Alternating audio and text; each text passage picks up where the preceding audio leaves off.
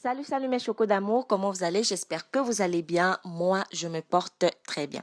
Alors pour la vidéo d'aujourd'hui, vous pouvez voir dans le titre, nous allons parler de comment avoir une intimité avec Dieu ou alors comment, euh, comment tout simplement revenir à notre intimité perdue que nous avions avec Dieu.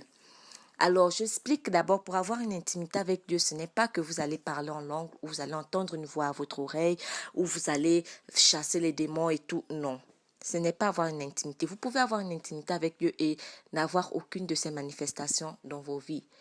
Vous pouvez avoir une intimité avec Dieu sans parler en langue, sans toucher, sans guérir des gens, ou sans faire des miracles et tout, mais vous avez une intimité avec Dieu.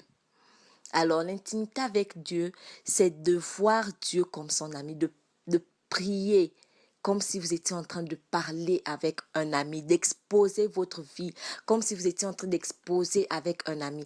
Anne a dit qu'elle elle va exposer son âme à Dieu, à l'Éternel. Alors, c'est ça, avoir une intimité avec Dieu. Comment avoir une intimité avec Dieu? Pour avoir l'intimité avec Dieu, c'est tout simplement facile, les amis. Vous avez l'exemple de Anne. Le meilleur exemple de la Bible pour avoir une intimité avec Dieu, c'est Anne. Anne, elle est venue, même le révérend sacrificateur a cru que Anne était bourrée, qu'elle était saoule, qu'elle était ivre. Il s'est dit que Anne était ivre, mais Anne n'était pas ivre. Elle est venue pour parler avec son père de son problème. Elle voulait un enfant.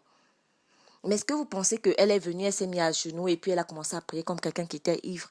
Non, pas du tout. Ça s'est passé étape par étape.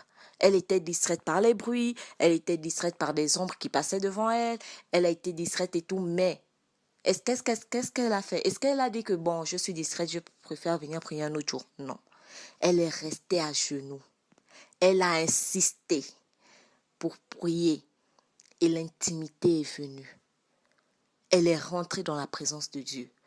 Elle est restée à genoux, elle est rentrée dans la présence de Dieu et Dieu lui a répondu. Dieu a répondu à ses prières. Alors, comment avoir cette intimité? Tout d'abord, les amis, il faudrait pouvoir enlever la culpabilité de votre cœur et le découragement. Ce sont ces deux choses. Nous allons parler de la culpabilité plus prochainement dans une vidéo où nous allons parler du péché. Parce que souvent, nous allons commencer la modération, demander pardon à Dieu, mais au fur et à mesure que nous allons prier, nous allons toujours penser à ce péché. C'est une distraction, mais c'est aussi un blocage parce que votre prière ne monte pas. Elle est bloquée avec ce péché. Vous croyez que Dieu ne vous a pas pardonné. Quand vous priez, vous demandez pardon, il faut savoir que Dieu vous a pardonné. Enlevez ce péché de votre tête. Si vous n'enlevez pas, vous n'avez pas été pardonné. Donc, il faut croire fermement que le pardon que vous avez demandé, vous l'avez obtenu. Deuxièmement, comme je vous ai dit, il faut aussi insister, ne pas vous décourager. La prière au début sera un peu fade, la prière au début vous serez un peu distraite et tout, mais il faut insister. Vous pouvez voir l'exemple, ce juge inique qui était connu pour quelqu'un qui ne parle, qui ne fait jamais justice. Mais qu'est-ce qu'il a fait à la fin? Cette femme, cette veuve, elle a demandé justice et elle a obtenu justice de ce juge qui ne donnait jamais justice, ce roi qui ne faisait jamais justice. Elle a tellement insisté, le roi était fatigué, il a dit, je te donne la justice que tu cherches. C'est ça que Dieu veut. Fatiguer Dieu, harceler Dieu, Dieu il va vous répondre. Je vais vous laisser les versets bibliques. Là, je vous laisse des versets bibliques pour que vous puissiez lire l'histoire d'Anne et lire l'histoire de la...